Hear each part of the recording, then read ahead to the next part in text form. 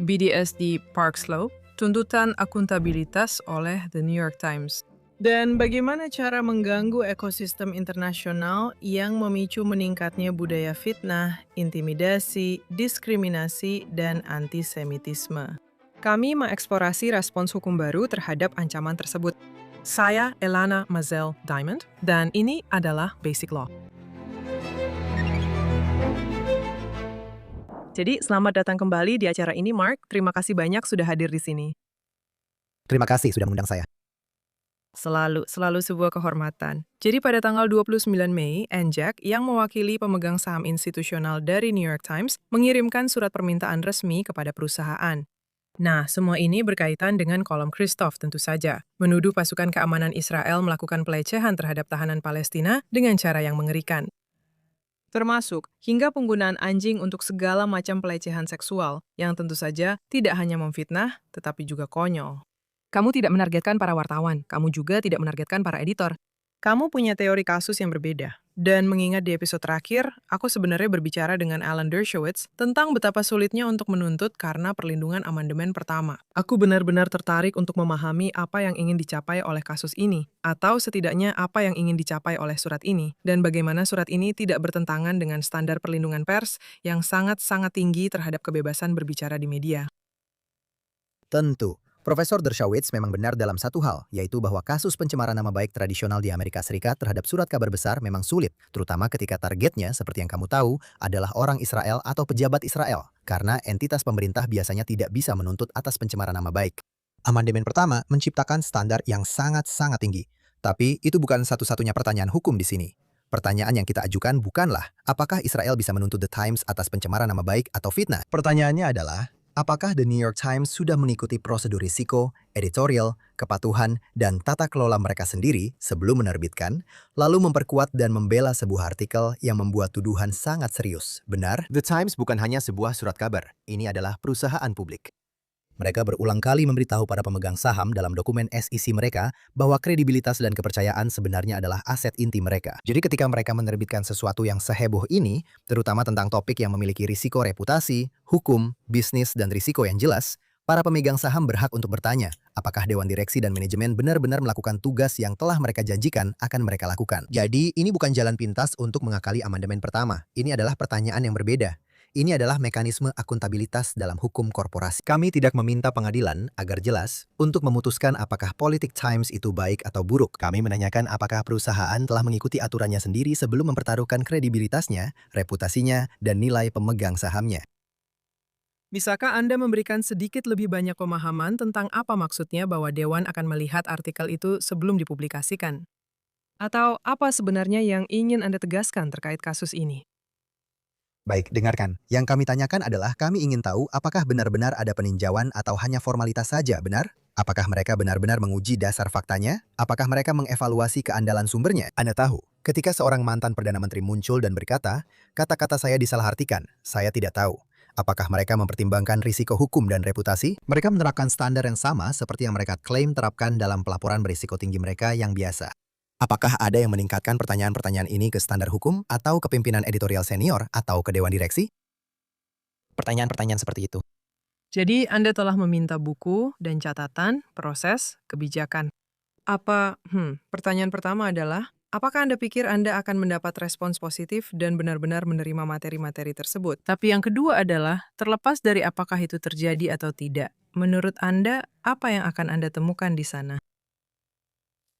Itu pertanyaan yang bagus. Jika mereka pintar, dan sejauh ini tidak ada indikasi bahwa mereka pintar, tapi jika mereka pintar, mereka akan memberikan semua yang kami minta, karena secara teori, mereka seharusnya tidak punya apa-apa untuk disembunyikan.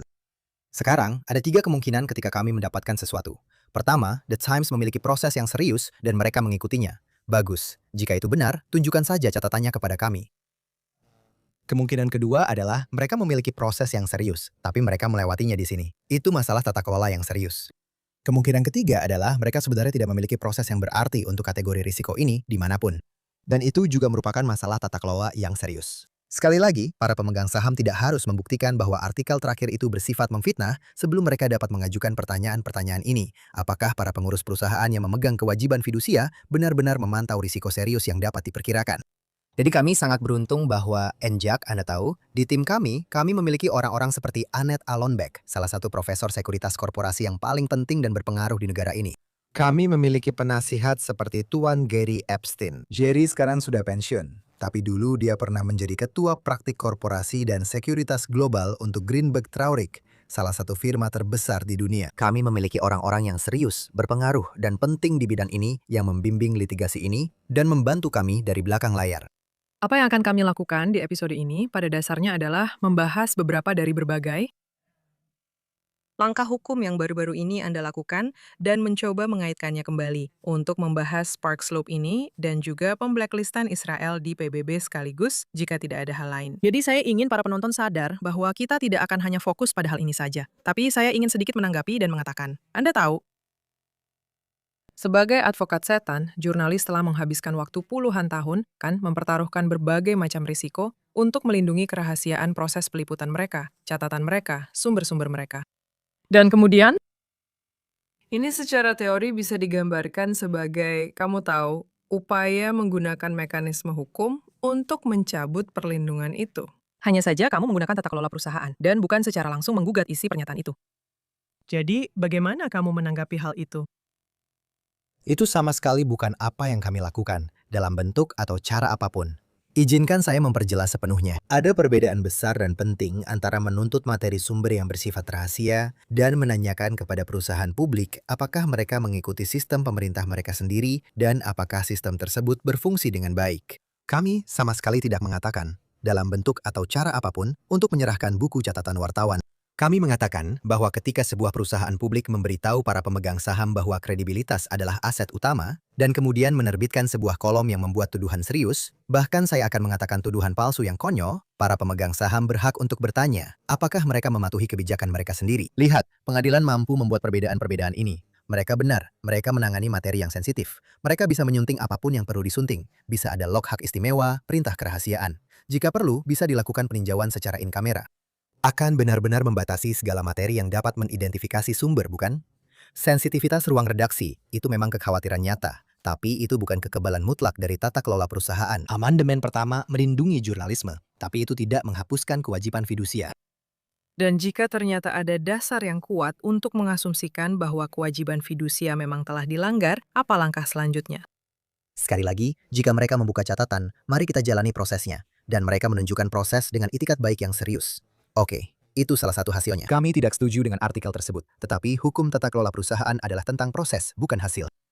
Jika mereka menunjukkan bahwa perusahaan memang mengabaikan tanda bahaya serius, yang termasuk mereka gagal memeriksa klaim-klaim luar biasa, benar? Ketika organisasi seperti Asosiasi Kanal Amerika harus mengeluarkan pernyataan yang mengatakan kami tidak berpikir itu benar, saya tidak tahu apakah itu mereka atau orang lain seperti itu. Tetapi jika mereka memperlakukan, maksud saya, tuduhan anti-Israel atau tuduhan lain dalam artikel itu secara berbeda dari klaim berisiko tinggi lainnya, itu menimbulkan serangkaian masalah yang berbeda. Dan jika mereka berkata, kami tahu, kami percaya pada kolumnis kami, itu bukan jawaban kan? Kepercayaan bukanlah sistem pengendalian. Perusahaan publik tidak bisa menyerahkan risiko perusahaan seperti ini hanya karena orang tersebut punya nama terkenal, kan? Bahkan, semakin bergengsi penulisnya dan semakin aneh klaimnya, semakin penting prosesnya. Karena kalau tidak, Anda akan berubah menjadi perserikatan bangsa-bangsa, kan? Di mana, untuk menjembatani kesenjangan di sini, prestis menjadi pengganti pemeriksaan yang sebenarnya. Benar, jadi itu tiga halnya. Tapi apa yang terjadi jika Anda memang menganggap ada pelanggaran? Jika Anda punya cukup bukti untuk menunjukkan. Anda mengajukan gugatan tanggung jawab derivatif pemegang saham. Kapan mereka harus merespons Anda? Batas waktu mereka untuk merespons adalah hari Jumat ini, jadi kita akan segera tahu apakah kita harus pergi ke pengadilan untuk menegakkan tuntutan ini. Oke, jadi mari kita bahas Park Slope sebentar. Itu adalah cerita besar lainnya minggu lalu. Saya rasa saat ini kebanyakan orang sudah tahu, tapi Koperasi Makanan Park Slope memilih dengan mayoritas 67% untuk menghapus barang-barang Israel dari rak mereka. Dan mereka melakukan itu setelah juga mengubah proses pemungutan suara internal mereka. Jadi, Anda mengajukan atau mengancam akan mengajukan pengaduan diskriminasi terhadap mereka berdasarkan hukum negara bagian New York. Dan undang-undang itu, Anda tentu bisa menjelaskan lebih detail, tapi dari yang saya pahami, melarang daftar hitam bisnis berdasarkan ras, asal negara, dan sebagainya. Jadi, bisakah Anda menjelaskan sedikit lebih lanjut tentang cerita ini? Tentu, Dan saya hanya ingin mengatakan, Anda tahu, kami tidak pernah mengirimkan surat tuntutan jika kami tidak bersungguh-sungguh. Jadi kami ingin mereka mundur, tapi jika tidak, kami benar-benar berniat untuk mengajukan gugatan. Hukum New York memiliki ketentuan khusus anti-boykot. Ketentuan ini membuat tindakan memboikot, memasukkan ke daftar hitam atau menolak membeli dari, menjual kepada, atau berdagang dengan suatu pihak menjadi tindakan yang melanggar hukum. Karena adanya serangkaian karakteristik yang dilindungi ini, yang mencakup asal negara, atau karena karakteristik yang dilindungi dari pemilik, anggota, karyawan, atau rekan orang tersebut, dan sebagainya. Jadi sekali lagi, yang dilakukan koperasi adalah mereka benar-benar menerapkan boykot berdasarkan negara, benar? Barang-barang Israel semata-mata karena barang itu berasal dari Israel. Dan sekali lagi, pada pertemuan yang sama, mereka juga, seperti yang Anda sebutkan, menghapus persyaratan supermayoritas 75% untuk boykot. Jadi pertanyaannya di sini adalah, apakah sebuah bisnis di New York bisa menolak berdagang barang karena barang itu berasal dari Israel? Dan menurut kami, jawabannya adalah tidak. Maksud saya, sekali lagi, saya hanya ingin memahami logikanya secara menyeluruh. Bukankah sebuah perusahaan swasta memiliki hak untuk memutuskan dari mana mereka mengisi rak-raknya? Itu pertanyaan yang sangat bagus. Swasta dalam konteks ini tidak berarti bebas dari undang-undang hak sipil. Jadi, izinkan saya memberi contoh. Sebuah restoran bisa saja swasta, bukan? Sebuah klub bisa saja swasta. Sebuah toko bisa saja swasta. Sebuah koperasi seperti ini juga bisa saja swasta. Tapi begitu Anda beroperasi di bidang perdagangan, New York bisa mengatakan, "Hey, Anda tidak boleh melakukan diskriminasi dalam kegiatan perdagangan berdasarkan kategori yang dilindungi, bukan?" Para anggota bisa saja memiliki pandangan politik. Mereka bisa mengkritik Israel. Mereka bisa mengadvokasi apapun yang mereka inginkan. Mereka bisa menolak membeli produk secara individu. Yang tidak boleh mereka lakukan adalah mengambil entitas bisnis dan menjadikan diskriminasi asal negara sebagai kebijakan toko. Apakah hal ini pernah terjadi dengan negara lain? Seperti apa jurisprudensi tentang hal ini? Untuk negara lain, Iya, untuk barang dari negara lain dan contoh-contoh lainnya. Seperti berapa banyak bisnis lain yang kamu tahu yang pernah mengambil tindakan terhadap kamu tahu. maksud Anda tidak benar-benar apa? Kamu sebenarnya tidak benar-benar melihat mereka mengejar negara lain untuk yang katanya pelanggaran hak asasi manusia. Dan sekali lagi, itu bagian dari tanda ketika berbicara tentang standar ganda yang diskriminatif. Oke. Jadi permintaanmu adalah agar mereka melakukan apa tepatnya? Agar mereka mencabut boikotnya, agar mereka mengisi ulang rak-raknya. Agar mereka semua yang di atas. Berhentilah mendiskriminasi, sungguh. Ini nyata. Permintaan yang sangat sederhana adalah berhenti mendiskriminasi dan semua masalahmu akan hilang. Tapi, bukankah apa yang terjadi di sini pada dasarnya terkait dengan fakta bahwa mereka pergi dan mengumumkannya? Seperti jika mereka hanya sebuah bisnis yang memutuskan untuk berhenti menyediakan hummus kan dari penyedia tertentu, kamu tidak akan bisa menunjukkan keterkaitannya. Benar, maksud saya sampai batas tertentu jika kamu melakukan hal-hal seperti ini secara pribadi tanpa membuat ributan, tanpa terlibat dalam retorika antisemit yang terbuka seperti yang mereka lakukan, mereka mungkin bisa lolos begitu saja. Tapi, kamu tahu, saya sering menatakan ini. Hal yang menarik dari orang-orang bodoh yang dimanfaatkan adalah mereka tetap saja bodoh. Dan mereka melakukan hal-hal seperti mengumumkan, "Hey, ayo kita buat larangan berdasarkan asal negara." Dan pada saat yang sama, mari kita gunakan ini sebagai forum untuk mendiskriminasi dan melecehkan orang Yahudi. Nah, sejauh mana mereka bisa menggunakan fakta, dan saya rasa Anda sudah membahas ini dalam surat Anda, sejauh mana mereka bisa menggunakan fakta bahwa ada orang Yahudi di kedua sisi pemungutan suara itu. Itu sama sekali tidak penting. Itu tidak membantah klaimnya. Lihat, hukum hak sipil tidak menanyakan apakah setiap orang Yahudi setuju dengan itu. Hukum hanya menanyakan apakah tindakan yang dipermasalahkan itu mendiskriminasi atas dasar yang dilindungi. Titik. Saya yakin ada perempuan yang menentang hak-hak perempuan. Dan saya yakin pada titik-titik tertentu, mungkin ada orang kulit hitam Amerika yang tidak setuju dengan strategi hak-hak sipil, benar? Perbedaan pendapat di dalam komunitas yang dilindungi tidak melegalkan diskriminasi terhadap komunitas tersebut. Dan sekali lagi, untuk memperjelas, ini bahkan bukan tentang orang Yahudi semata-mata karena mereka Yahudi, benar? Saya pikir itu bagian 296. Itu membahas tentang boykot dan daftar hitam berdasarkan asal negara. Jadi produsen Israel, perusahaan milik Israel, tidak harus orang Yahudi. Perusahaan dengan pemasok dari Israel, bahkan bisnis yang terhubung dengan mitra Israel, semuanya bisa terkena dampaknya. Jadi, ini tidak pernah hanya terbatas pada satu agama saja. Ini bahkan tidak hanya terbatas pada urusan geopolitik. Ini menciptakan lingkungan yang tidak bersahabat bagi orang Yahudi, warga Israel, orang yang berhubungan dengan Israel, dan semua itu adalah karakteristik yang dilindungi. Oke. Sekarang, tolong koreksi saya jika saya salah, tapi saya pikir pengaduan hak sipil administratif bisa memakan waktu berbulan-bulan atau bahkan bertahun-tahun untuk menyelesaikan tumpukan investigasi. Mungkin kasusnya lebih jelas dalam situasi ini. Tapi kamu tahu, antara itu dan sebelum ada penegakan hukum yang mengikat, produk-produk Israel mungkin tetap tidak tersedia di rak, benar? Jadi ada kemungkinan nyata untuk mendapatkan solusi jika mereka tetap bertahan pada posisi ini. Ya, kamu benar. Lembaga administratif biasanya memang lambat. Jadi ini jelas tidak akan menjadi solusi instan kecuali mereka sadar dan melakukan hal yang benar. Tapi kamu tahu, proses hukum itu penting bahkan sebelum ada keputusan akhir. Jadi ini memaksa koperasi untuk mencatat dan menjelaskan dasar dari kebijakan mereka. Dan ini juga memberikan mekanisme bagi vendor, anggota, dan konsumen yang terdampak untuk maju. Sejak kami mengajukan surat itu, sudah banyak orang yang datang dan bergabung dengan kami. Dan ini mengarah pada penyelidikan lebih lanjut dan berpotensi. Sekali lagi, semoga ada tindakan korektif. Dan juga, Anda tahu, ada berbagai tekanan paralel yang terjadi saat Anda melakukan ini, bukan?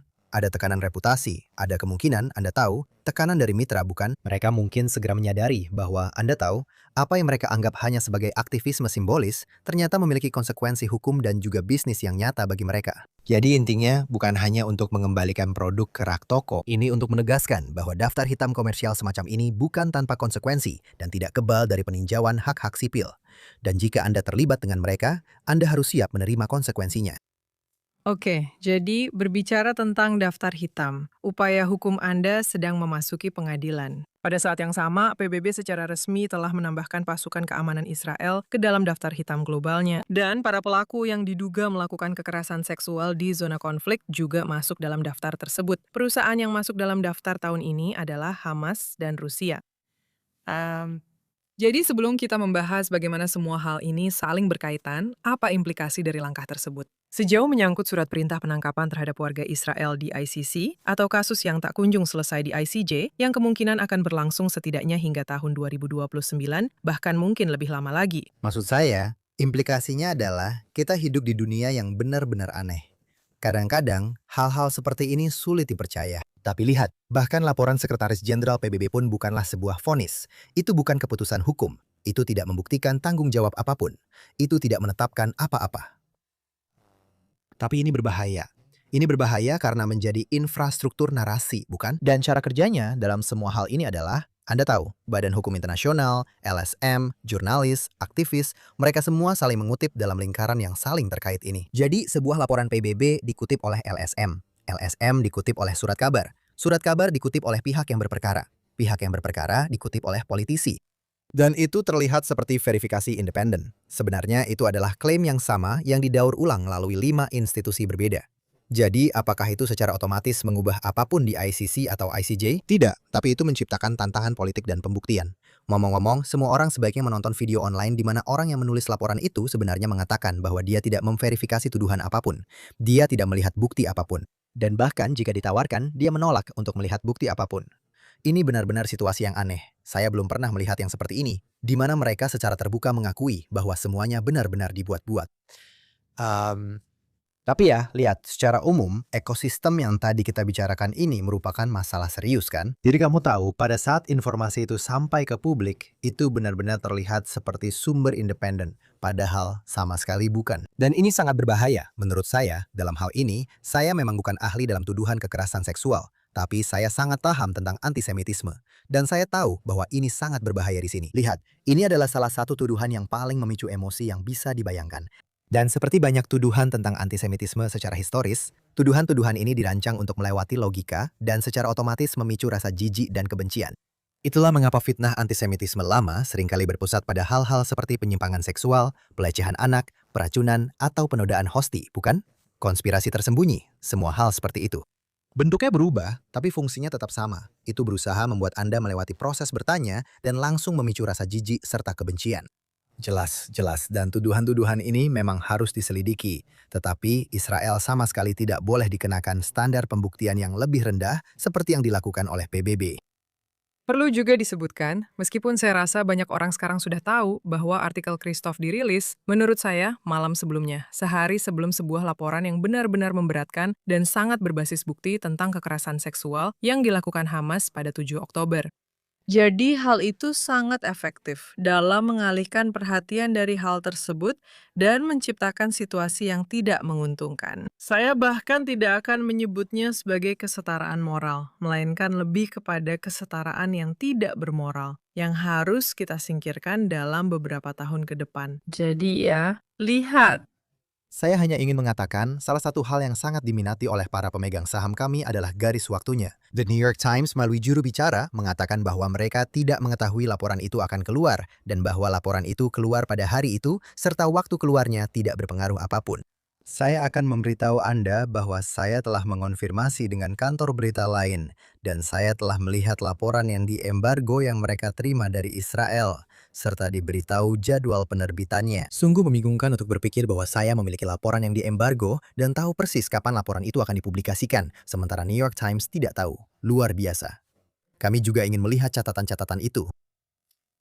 Terkait dengan poin Anda tentang persepsi keliru bahwa semua sumber yang berbeda ini telah dikonfirmasi secara independen, benar begitu? Menciptakan ruang gema besar di mana seolah-olah ada banyak penelitian independen yang sedang berlangsung. Apakah pada akhirnya itu berdampak secara hukum? Seperti ketika Anda masuk ke ruang sidang domestik, apakah laporan PBB memiliki bobot dalam argumen Anda atau argumen yang menentang Anda? Apa itu? Jawaban singkatnya adalah seharusnya tidak. Kamu tahu? Sebuah lembaga hak sipil New York tidak bisa berkata, "Ya, PBB mengkritik Israel." Jadi, sebuah bisnis di New York bisa memboikot barang-barang Israel kan? Itu jelas bukan cara kerja hukum hak sipil. Berjalan. Jika Anda harus menunjukkan semacam bias yang unik atau jahat terhadap beberapa hal ini, maka fakta bahwa laporan-laporan ini ada di dunia bisa digunakan untuk menyarankan bahwa ini adalah langkah yang berbasis fakta atau lebih objektif, bermotivasi objektif. Sekali lagi, itu tidak akan berpengaruh. Anda mungkin punya alasan yang baik untuk membenci asal negara seseorang, tapi Anda tetap tidak boleh mendiskriminasi mereka berdasarkan asal negara mereka, bukan? Anda tidak bisa mendatangi seseorang dan berkata, "Saya pikir kita punya praktik perdagangan yang sangat tidak adil dengan Tiongkok, dan karena itu saya akan mendiskriminasi Anda karena Anda orang Tiongkok." Anda tidak bisa mendatangi seseorang dan berkata, "Saya benci Vladimir Putin. Dia seharusnya tidak pernah menginvasi Ukraina, lalu mendiskriminasi mereka berdasarkan asal negara mereka karena mereka orang Rusia." Dengan cara yang sama, Anda tidak bisa berkata, "Saya benci Israel karena X, Y, atau Z," atau "Saya tidak suka Deta Netanyahu, lalu saya akan mendiskriminasi Anda karena Anda orang Israel atau karena Anda Yahudi." Sekali lagi, Anda tahu, sebuah perusahaan, kembalikan saja ini ke New York Times. Tata kelola perusahaan tidak berarti, ya, PBB mengeluarkan laporan. Dan karena itu, Dewan Times tidak punya kewajiban untuk mengawasi risiko. Itu tidak ada kaitannya dengan kewajiban fidusia yang sebenarnya. Sekarang, sekali lagi, jelas, Anda benar. Itu adalah bagian dari konteks faktual. Itu bisa menjelaskan mengapa tuduhan-tuduhan ini beredar, tapi itu sama sekali tidak membebaskan perilaku diskriminatif. Dan sekali lagi, ketika Anda sampai ke Times, itu tidak menjawab apakah sebuah perusahaan mengikuti standar mereka sendiri. Jadi untuk pertanyaan Anda tahu? Laporan itu membuat kekhawatiran kami, saya rasa, menjadi lebih mendesak, bukan kurang mendesak. Karena ini menunjukkan betapa cepatnya tuduhan-tuduhan yang konyol, tidak teruji, dan lemah seperti ini bisa menjadi narasi berita global yang terdengar sangat resmi. Dan itulah tepatnya mengapa institusi membutuhkan proses dan standar, serta pada akhirnya akuntabilitas. Oke. Itu sebenarnya sudah menjadi penutup yang kuat, tapi aku masih punya satu hal lagi yang ingin aku bahas denganmu, yang menurutku juga sempat kamu singgung padaku sesaat sebelum acara dimulai. Kamu menyebutkan bahwa kamu telah mendapat izin untuk melanjutkan gugatan pencemaran nama baik terhadap Francesca Albanese. Dan aku ingin memberimu 1 atau 2 menit untuk membahasnya. Aku tahu kamu sangat senang tentang hal itu. Aku ingin memberimu 1 atau 2 menit untukmu dan tim super bintangmu bersama Tuan Epstein dan yang lainnya. Tapi tolong beri kami 1 atau 2 menit latar belakang tentang itu, dan coba hubungkan dengan beberapa isu yang sudah kita bicarakan hari ini. Latar belakang tentang kasusnya.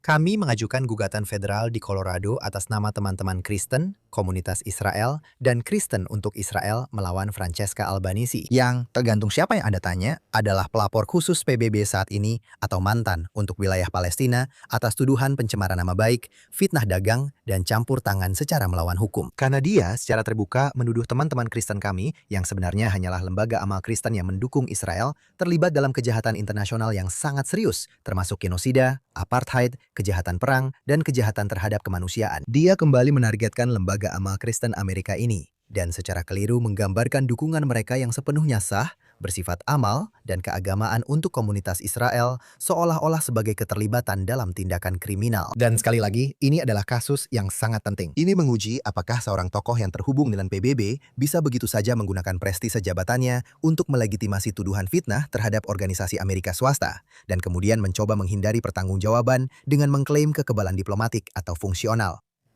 Pengadilan sudah memfokuskan pada isu tersebut. Faktanya, Hakim Magistrat pada bulan Januari lalu memerintahkan uraian hukum tambahan tentang apakah kekebalan fungsional PBB bahkan mencakup penyampaian dokumen hukum dan standar apa yang berlaku ketika para penggugat menuduh bahwa tindakan tersebut berada di luar mandat resmi, seperti yang kami lakukan, bukan? Jadi, kasus ini sekali lagi tentang pertanggungjawaban atas perang hukum yang bersifat fitnah.